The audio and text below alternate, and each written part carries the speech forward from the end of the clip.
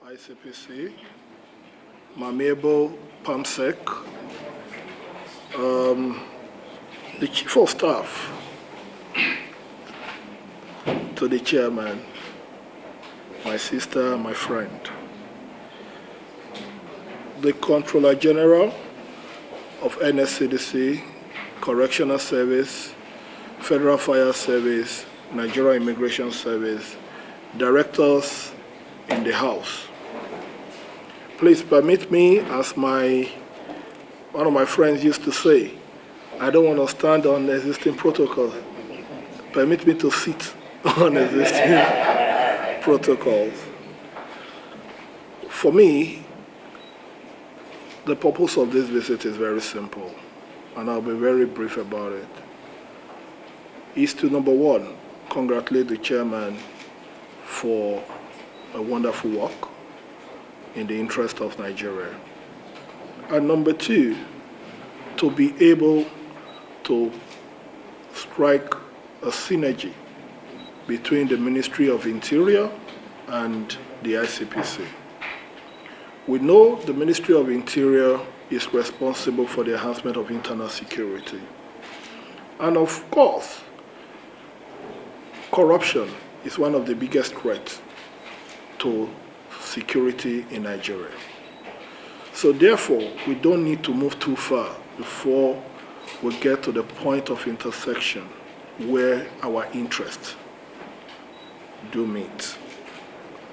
And we believe that in leveraging and collaborating with ICPC, we might just be saving our country from a lot of effort that is needed in righting the wrongs.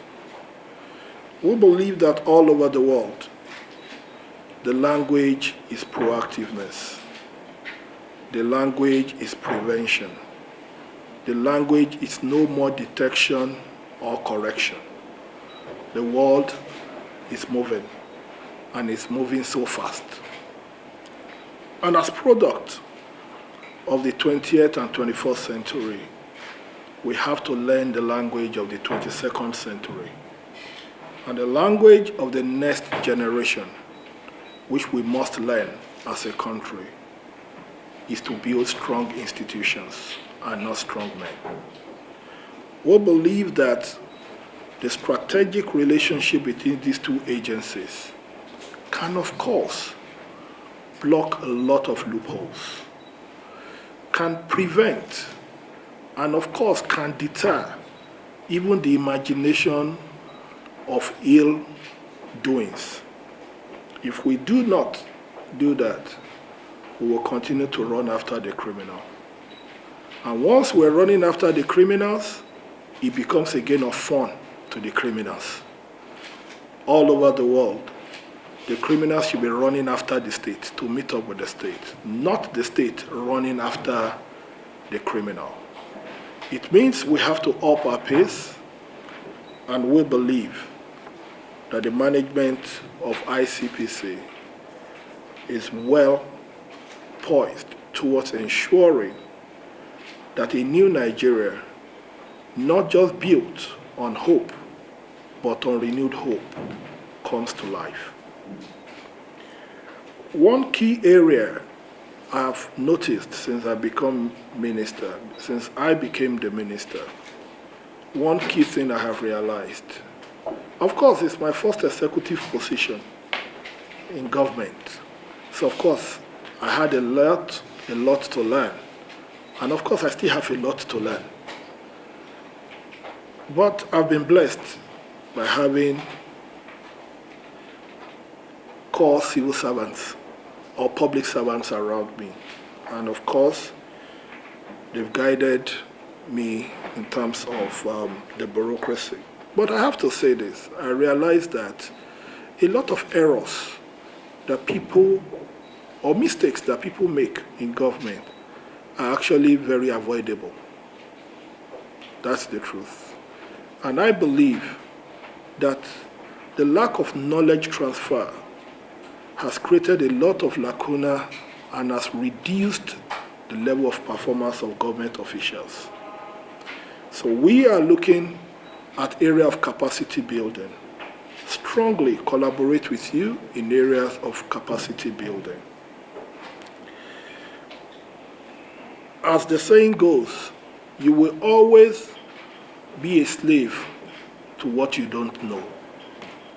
So we need to collaborate, we need to build capacity, all-round capacity. Then number two, I also believe, and I've spoken with the chairman on this, that collaborating with anti-corruption agencies, we could be able to tighten the belt and block loopholes even within our administrative processes. How do I mean by that? I'll tell you, I sincerely believe that if we have a functional unit of ICPC officers saddled with certain responsibility of going through certain decisions before they are activated, we might save ourselves a lot of stress in detection. I sincerely believe so. And I say this with all outer of sincerity, that I think the Ministry of Interior could be where we can use to test this particular idea. I've already discussed the details with him. I wouldn't want to discuss it because I know there's camera, but I've discussed the details, and I hope that very soon we will use the Ministry of Interior as a test case in terms of the new strategy of partnership. And I know, as I always say, ICPC will not be the winner. Interior will not be the winner, but Nigeria will be the only winner. Amen. And also, we also want, in terms of, we spoke about detection, because all our services under the Ministry of Interior, they are citizenship driven. They have to deal with citizenry. For instance, the NSCDC, responsible for protection of critical national assets, which is very large. The scope is very broad. And the broader the scope, the more the tendency for abuse. Nigerian Immigration Service, they're responsible for border control, responsible for issuance of visa, expatriate quota, and all the rest. So definitely, there are a lot of lacunas. The Nigerian Correctional Service, the Nigerian Fire Service, they deal with Nigerians every day. And as such, Nigerians, it's my belief that Nigerians do not deserve 99% performance. Nigerians deserve 100% performance.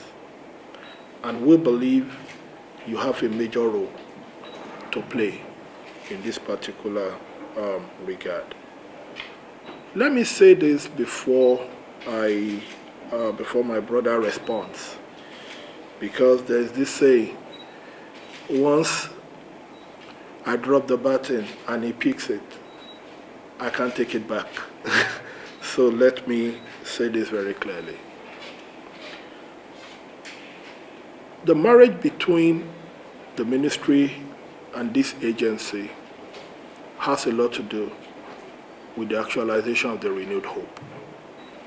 We must understand that it has a lot to do. Nigerians care about their security.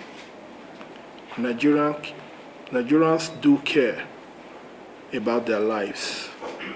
And this government cares about every Nigerian. As I always say, I will not come out to say we've succeeded until a child in Karanamoda, a child in Damboa, or a child in Sagbama will have the confidence to go to school as a child in Abuja. It is only then that we can say we have been able to protect our most critical asset, the children of this country. And in achieving this, it can only be done when resources, both financial and human, that are needed for the actualization of this get to where they need to get to. And also, in terms of our security, not until we protect our borders, we cannot have a secured nation. Until our borders are safe, only then can we win the war against terrorism. And this can only be done when resources meant for the protection of our borders are used for that same purpose. Not until the inmates in our correctional centers can dream of a better life outside of the four walls of the correctional centers. Not until our correctional centers become transformating agencies and our correctional centers become where dreams can be actualized, only then can we say we have been able to solve the problem and we've given hope to the most vulnerable in our society. And of course, not until the fire service can respond, not just to fire incidents, but to rescue services. Because I said this when I became the minister. The responsibility of the Federal Fire Service is not to combat fire, it's to be the first responders in the case of any emergency. In the US, when you call for emergency, you call the fire service. Ambulance service is fire service. Not until we are able to have first responders, it is only then that we will know that lives do matter in Nigeria. All this can be actualized only when we learn to do things the right way. So, my chairman, I'm here to plead. I'm here to solicit for your support, for your collaboration in terms of the strategy on how prevention will be our watchword. Not just detection, not just correction. Collectively, I believe we can build a strong institution. I believe we can build a country that will be good enough for our generation. My generation is your generation. We don't belong to Professor Babawale's generation. This is our generation. And we believe, I always say this and I'll round up by saying this, we don't have the right to blame ourselves for the Nigeria that the Professor Babawale handed over to us. But it will be our fault in its entirety if we hand over the same Nigeria to our own children. This is the time to collaborate. This is the time for us to partner. And this is the time for us to share our dreams, act on them, and make sure that generations coming after us will be grateful to our generation for inheriting the Nigeria we aim to hand over to them. God bless you. A very sensitive and key ministry, because Ministry of Interior is, I can say, the heartbeat, because we don't have internal security, nothing can be done. Because unless we have a secure environment, that's the only way we can be able to work. Not only ICPC, but all the agencies. And I have been following what my brother has been doing in the Ministry of Interior, which is quite commendable. I've been seeing your 7-point agenda, how you have been working towards making the ministry highly effective and efficient. And we at ICPC, we are trying as much as possible to see that we discharge our mandate within the confines of the law in order to ensure that we have Nigeria which is less corrupt and a country whereby people have confidence within and outside the country. Because I keep on saying that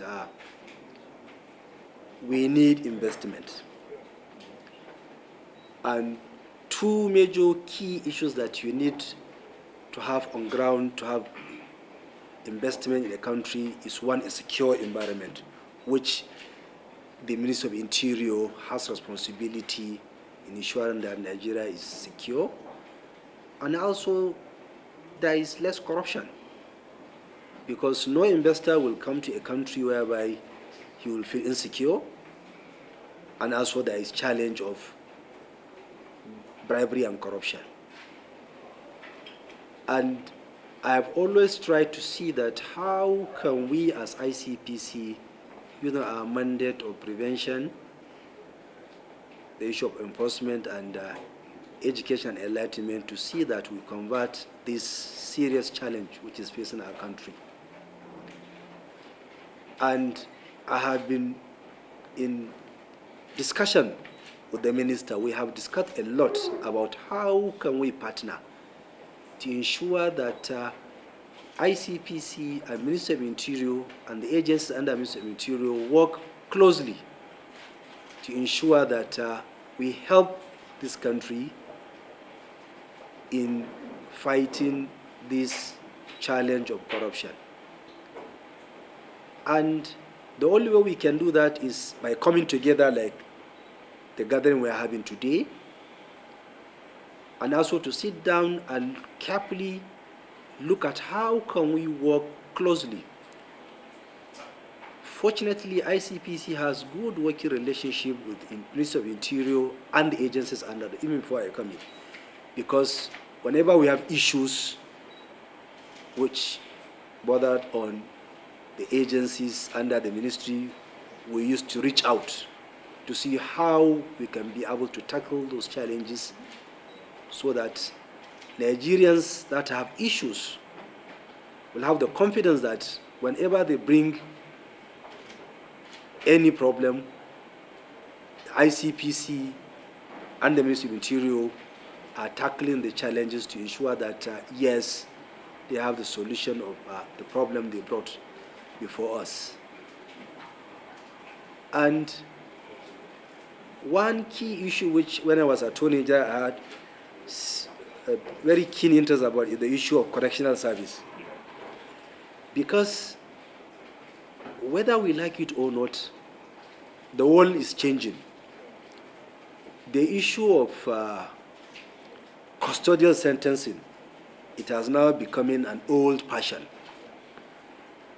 And non-custodial sentencing is an area whereby it's key because it will decongest our custodial facilities, and also it will do so many issues. And ICPC is an area which I think ICPC and the Ministry and the Correctional Service can partner in terms of issue of awareness, those inside there. The mere fact they are there, that does not mean that they have nothing to benefit from us working closely.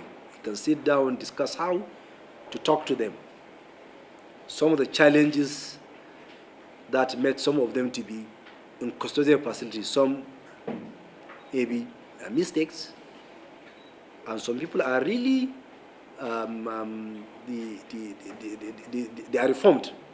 So we can be able to see how we can collaborate to take the issue of fight against corruption inside the custodial facilities, so that we talk to people there. Whenever they are out, they will come up with a perspective that some of the challenges that took them to that place, they need to correct, they need to do certain things that will help the country. And immigration is key, because coming and going outside the country, they have responsibility, the foreigners, and all these things. And we have been working. Whenever we have issues, we try to raise it and forward to them so that we'll see how to tackle them. The area of passport, which I have to commend the minister and the immigration, they have been doing quite very well, which I think you need to keep up, so that to ensure that Nigerians are having services in that area with less challenges. And for the civil defense, this is a parastatal which is key to the ICPC, like I said, because they have been quite helpful in area of training and the security of our facilities. They have been quite helpful to us, and we really appreciate the assistance they have been doing. Like what the fire service too, we have them here. They have been helpful. So I can see the ICPC and the Ministry of Interior and the agencies under them, we are like the Siamese twins. We have been working closely and will continue to work. And I also want to assure Nigerians that the ICPC and Ministry of Interior, we are going to work closely, and whatever we are doing, we are going to be fair, and also to ensure that whatever we are doing will strive to project the image of Nigeria positively. We will ensure that whatever challenges that fall within our mandates, we will try to, as much as possible, to see that we bring positive change. And also in the area of capacity building, like the minister, honorable minister raised, that's where we are going to work closely to see how we are going to learn from one another. And also there are areas of investigation where we have an interest. We can work closely to see how we tackle some of the challenges. And also the area of public awareness, because we need to talk to Nigerians. There are certain things which both of us, we have common interests. We talk to Nigerians that will prevent some of the corrupt practices around our mandates which the law has given to us. And one of the areas which ICPC have been trying as much as possible as a former member of National Assembly is the area of constituency and executive project tracking.